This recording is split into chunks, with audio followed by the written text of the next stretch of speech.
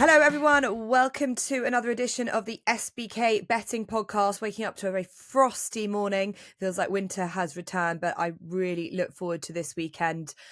Great racing in the UK after excellent racing over in Ireland last weekend. That Dublin Racing Festival did not disappoint, and we had some winners on this podcast as well. Madborough and the Irish Arkle, and obviously Ross very keen on Galloping de Champs, who he really captured the imagination of every racing fan, whether a passerby or a real devout like the three of us. There was also winners for TC O'Connell in the Masters Handicap at 7-4, and we'll have to put an honourable mention for Django Bay and a very, very just tantalising race at Sandown, and Django Bay I'm sure will be up for revenge with handstands in the future. But that was last weekend. We head into this weekend. We have another free racing ACCA, which we hope that you can enjoy thanks to SBK. Again, 4 legs, you've got to opt in, and there was a lot of races we could have chosen this weekend. We were eagerly anticipating the declarations, whether Sergino would take his place in the Game Spirit Chase, and he is declared. We're just going to touch on that before we get into the Denman Chase and the now really new name of the William Hill Handicap Hurdle. Once was the Betfair, once was the Schweppes. We can go over and over it, but we'll just touch on Sergino running in this Game Spirit first. And Ross, I haven't seen a horse of this kind of caliber at his age.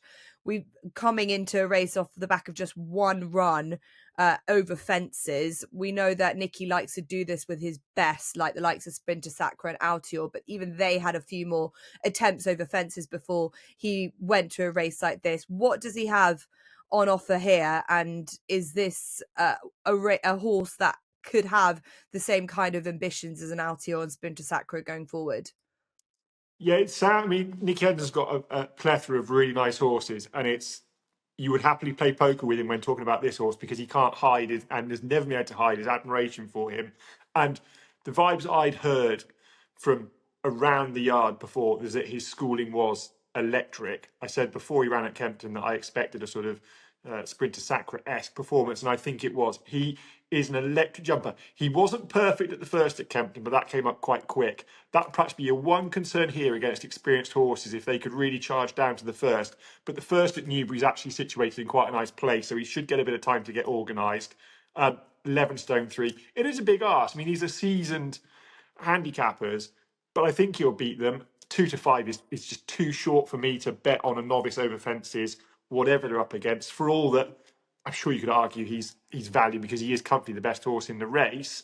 Matata is interesting. I just thought what he did last night at Windsor was far and away above anything he'd done before. Now, it could be that the race fell apart and it just wasn't much of a contest, or it could be that JJ Slevin got him settled better than Darryl Jacob had ever managed to do and Sam Twiston Davis had ever done. Now, jockeys have different talents. JJ Slevin has clearly got an excellent pair of hands. That would make him interesting. It's not a race I'll have a bet on, I don't think, but JPR1 at the time of recording Thursday morning, is 25-1. That is an insulting price, and I choose that word carefully. He's a very talented horse. He blitzed the field in the Holden Gold Cup, barely came off the bridle. He ran well in the Tingle Creek, which I think was an afterthought, on ground that was far too soft. It's good to soft at Newbury at the moment. They've got 2 to 5 mils of rain forecast. I've spoken to people that say they can't believe that it will ride anywhere near soft. It's drying all the time. If he gets a nice bit of ground, I think he's a decent horse, and I'd maybe back him each way with just 2 places, which is not always smart, or back him maybe in a forecast with Sergino. But it's a race to watch, and hopefully Sergino puts these away, and then we get the match with Madborough in Cheltenham. Yeah, certainly. That looks like one of the most exciting races on offer at Cheltenham. You say season handicappers, and then the likes of Edwardstone. No mug, but he's probably later at stage in his career now. But it's still a tantalising race. TC, quick thoughts on this? Does Gino just win? Yeah, again, I won't be having a bet in this, much like Ross, but I haven't been as excited about a British trained novice chaser than I have Sergino. I mean, you could talk about Altior. I think Sergino's better at this stage of his career. He's unbeaten in 6 starts. He's done everything right. He jumped fences beautifully last time up, getting rid of Ballyburn like he was a pedestrian, basically. This field, he's facing some nice horses, but Matata's not good enough to beat him. Edwardstone is in his veteran years and probably regressing. The others just aren't good enough. He should win. He's a short price and it will justify it, but I won't be having a play. Okay, fine. We'll move on quickly then to some better betting type of races, which have slightly more open feel to it. We'll go back one race to the Denman Chase at 225, and just a lot of horses in here that you kind of query where they're at in their career. Brave Man's Game being one of them at the top of the betting at 2-1, rightly or wrongly. They now have a tongue tie fitted on him. J-Lo would be one of the ones that probably has got more consistency in his record at 7-2. Hitman, for all he's been second on the last two runs, they have been one in a handicap chase, one in a grade 2, just keeps them finding a couple too good. Le Patron, Galore in here, as well as Fugitive. I think we should start with the horses that maybe nearer the top of the market, TC. Brave Man's Game, where are we at with him now? Well, I don't want any part of him in this race, especially at sub 2-1. Even 2-1, I think is too short.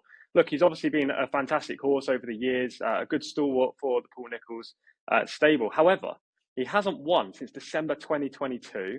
His efforts this year have been bleak, albeit at the top level, and connections were still trying to pitch him into those good races when he's just not that good anymore. I've always kind of been against him in the spots over the last couple of years, especially in the Gold Cup, just purely because I don't think he's a very strong stayer over further than 3 miles. And of course, on his back form, he would probably win this race doing handstands. But as you say, tongue tie on for the first time at his age. He's had 3 wind-ups in his career, long losing drought. I mean, you couldn't take a short price, could you?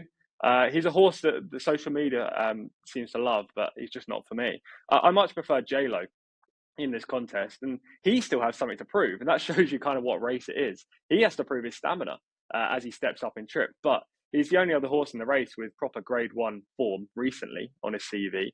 He's still only 7, so could be improving, whereas Brave Man's Game and the likes are probably regressing. He performed well this campaign, including on his penultimate outing when he smashed Protector in really emphatic fashion, actually, at Huntingdon. Now, last time up, he probably wasn't as good, and Protector was a lot better, obviously, than he was at Huntingdon. And he has something to prove on the back of that. But I think he's at least open to some improvement and progression at this stage of his career, whereas some of these are just really hard to trust, including Brave Man's Game. And at the prices, I think J-Lo around 7-2-ish is probably pretty fair, to be honest. Yeah, I don't really know what they're trying to aim with Brave Man's Game. I've heard in interviews that Paul Nicholls is wanting to really go for that Grand National, which is around 50-1 for. You're shaking your head, TC. Can't see that happening. It would be a concern, the fact tongue tie on, whether he can just last that out. But that's for another day. But Ross, this is a race filled with horses. You look through it. Hitman a couple of years ago was second to the mighty Zanza in one of the renewals of the Denman Chase that we have seen for a long time. And then you've got the likes of Eldorado Ireland and Sam Brown who've tried this race before, and they're not getting any younger. What angle can you see in here for something that maybe at a bit of a price?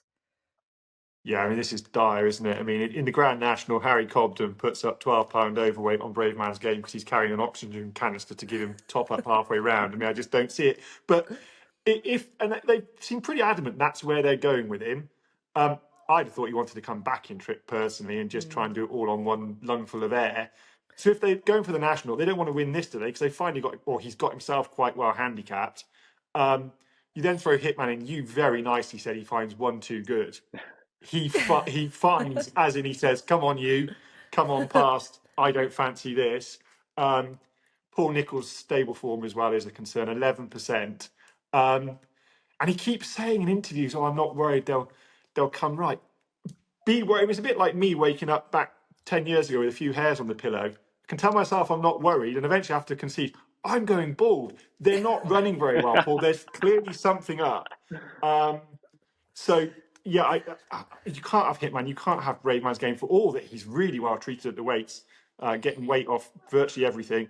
J-Lo I love. He's been my open horse for the season. Wins the last time was a concern. But the yard weren't in great form. I wouldn't take that too literally. But does he look like he wants 3 miles? I'm not sure. Eldorado Allen, he's just not good enough anymore. Galore couldn't win a Hennessy off 152. He's quite well beaten around this track. He can make a clanger. I like Fugitive. I mean, he's got it all to do at the weights. He's got about £10 to find. But I think, will like this flat track. As a novice, he was brilliant around Worcester, brilliant around Newcastle, albeit off low handicap marks, but it was over 2 miles. He's run well around Cheltenham. I think he's seen enough of Cheltenham. He's perhaps well, we spoke before that Shirley Becker, Richard's partner, has been sweetening him up this year. I think he'll stay 3 miles. They were really buzzing about him. He was meant to go to the 2 mile 4 handicap at Cheltenham January and just got a little knock, couldn't go. And they were devastated because they felt he was in the best form he'd ever been in. I've not been able to get hold of Richard this morning to find out how he's bouncing along, but I think he'll stay this trip. I think it's really weak. Yes, he's got it all to do at the weights, but I could just see this flat track suiting him. The cross fence might be the one. He's just got to jump that because he sometimes can get his feet in the muddle on the old course at Cheltenham when the fences come up a bit quick. The cross fence can come up a bit quick. If he jumps that and he's in there, I think he'll stay this trip. It doesn't look deep. The only other one I throw in, I think the ground's going to dry. If the 5 mil of rain turns to 10 mil and it goes genuinely soft, Sam Brown shouldn't be underestimated. He's an old boy, but he's still running to a pretty consistent level, and that might just be good enough to pick this up on soft ground.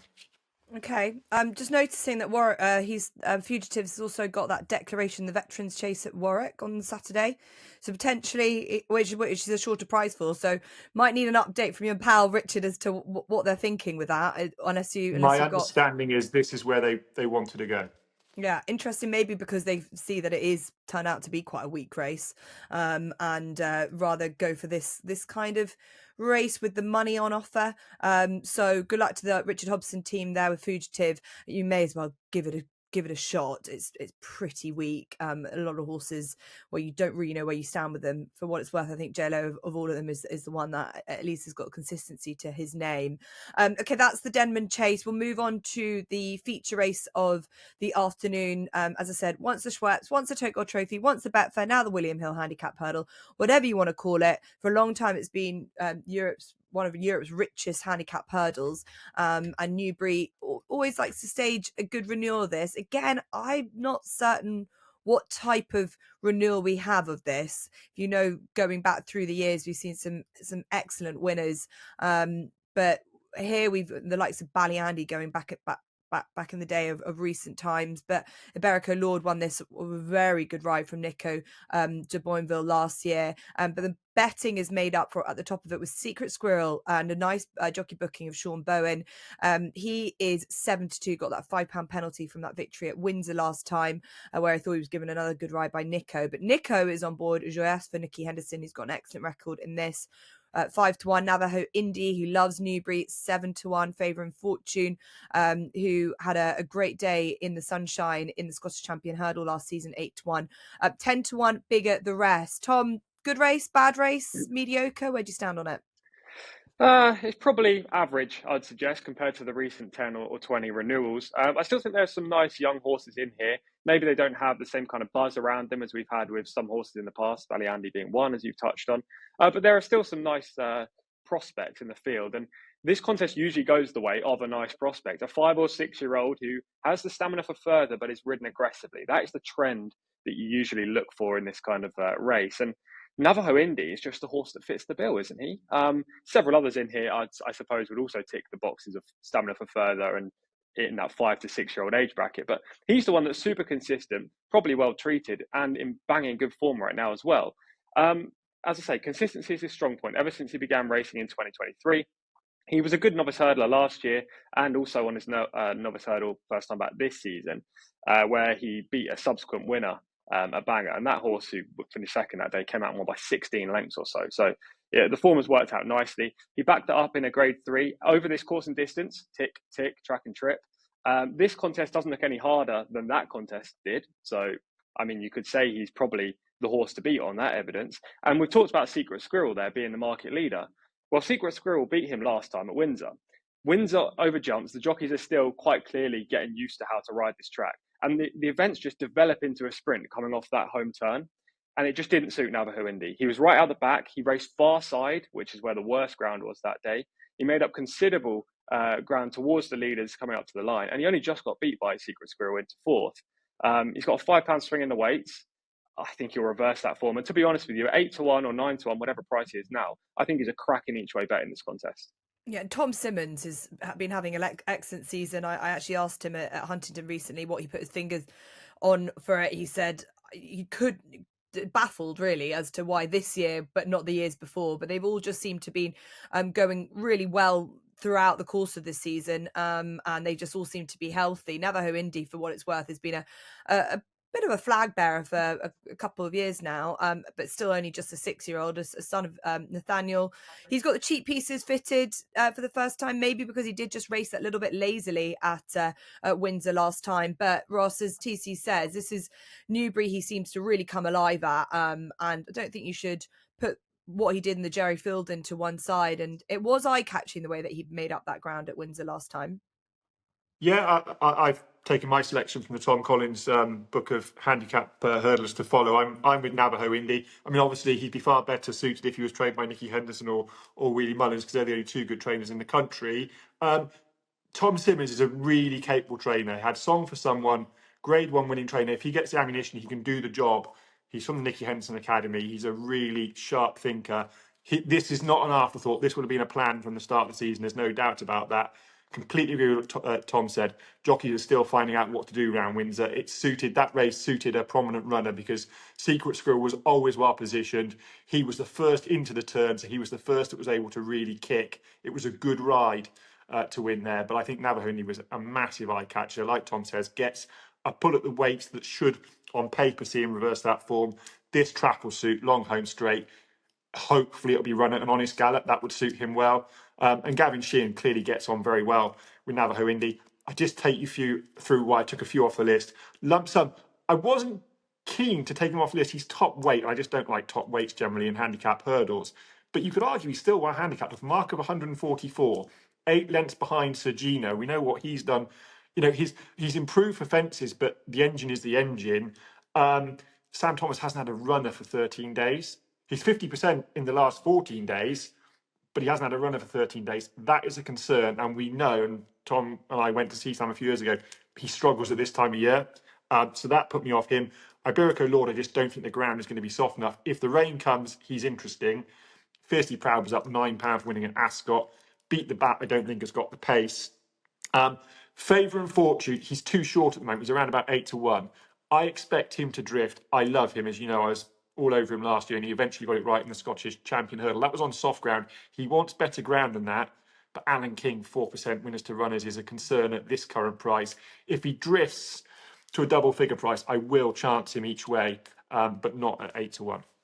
Okay, good to go through some of the options here, especially in terms of they've all probably been laid out or planned for it. You've got to really plan backwards for a race like this, but I think that's probably been exactly what they've done with Navajo Indy, in terms of always knowing that he would be very effective here at Newbury. So a lot of confidence behind him for TC and Ross. For what it's worth, I'm just going to announce my nap now, because Secret Squirrel's in this. I just think great jockey booking, Sean Bowen. I think he'll ride him very quietly. He can be a horse that can be a little bit exuberant and just sort of over races slightly. Nico did very well with him. He's a horse that can step at hurdles a little bit, so he'll just need to be perfectly positioned and not get himself in too much of any danger situations. But I think that this is a talented horse. He always has been, and with that £5 penalty, it makes him attractive in terms of his rating. So Secret Squirrel wouldn't want him to get any shorter. I'll be interested to see how the betting might reshape, and I'd imagine that there'll be a lot of support for Nicky Henderson's Joyers as he has got such a good record in here, and she is again another horse that possibly we haven't seen the best of her, but she's very unexposed. But just an interesting race without being an exceptional renewal of what was the Betfair, now the William Hill Handicap Hurdle. Right, we'll head into naps and next best. Who are we going to go to first? We had a couple of winners last weekend on the pod. I think let's go for TC.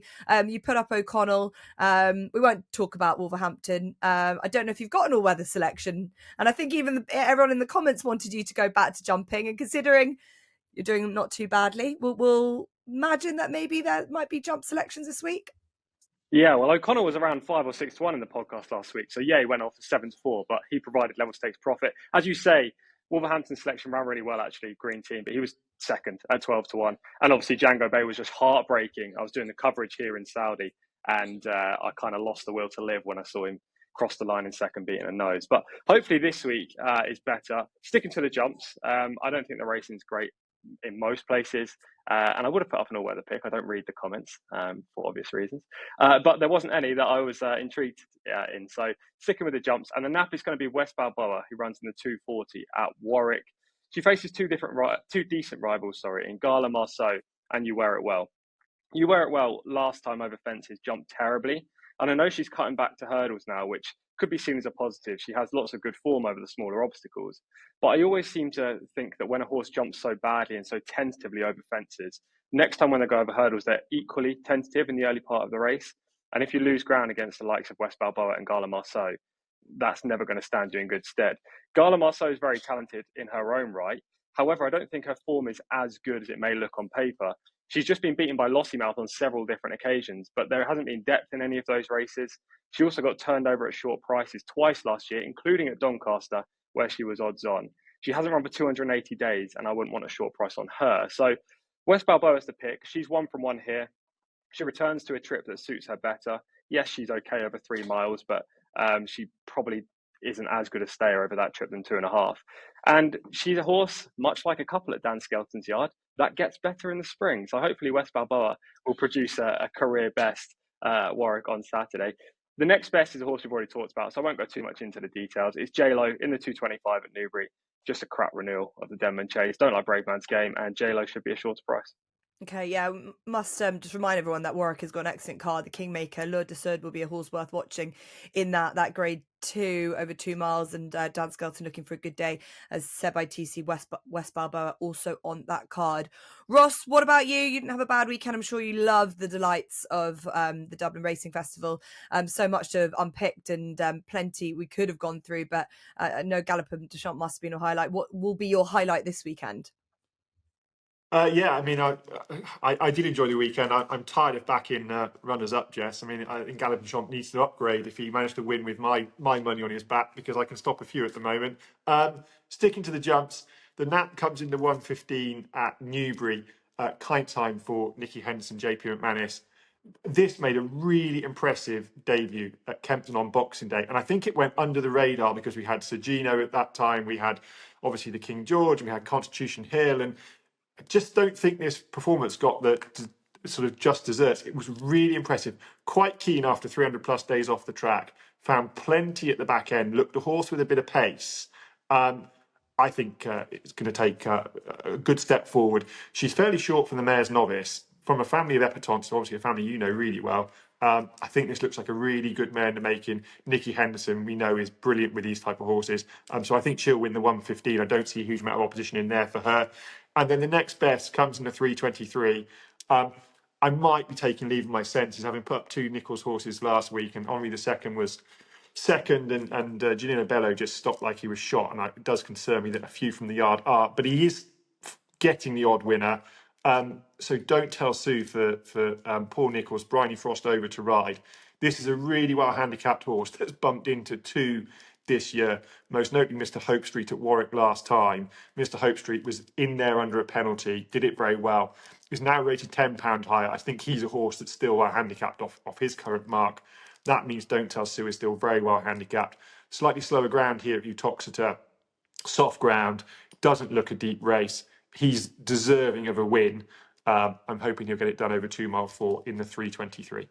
Okay, yeah, and a note on kite time, it'll be a good moment for the dam, as Joya's the half sister is running in that William Hill Handicap Hurdle. So, talented family, and by Zanzibari. And if you like your pedigrees, a sprinting 2-year-old Zanzibari. So, hoping to put a bit of speed in that horse. I thought, yeah, as you're right to mention, she might have just gone a little bit under the radar. So,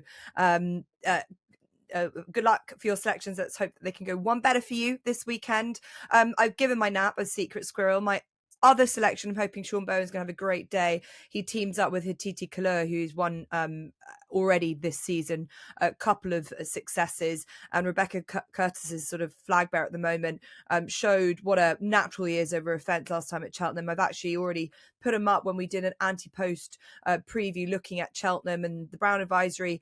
He's in, but he could go handicap route, but we'll see how he gets on here. He's running over the 3 miles again, and I think he's just a horse that stays and stays. I think if he's handled Cheltenham, he can handle Newbury pretty well, and looking forward to seeing him in a race which probably doesn't have a huge amount of depth like some of them on the day, and I think 11-2 is a pretty decent price for him. So that's all of our naps. Our next bets are all of our selections for a busy weekend this weekend at Newbury. As I mentioned, also we've got racing at Warwick as well, so keep an eye on that. SBK are offering that free racing ACCA 4 legs. Make sure to opt in, as we've given you plenty of selections. And before you go, you can now listen to the SBK betting podcast in the app itself. So just make your way to the horse racing page and click play, so you can listen to us at the delights of your SBK app. Lucky you. And if you're a new SBK user, you can get £40 in free bets when you sign up and bet £10 for the first time. You can also head to SBK for lots of other offers and promotions throughout the weekend. Thanks to Ross and TC. I hope you have a wonderful weekend. Best of luck, and we'll see you soon.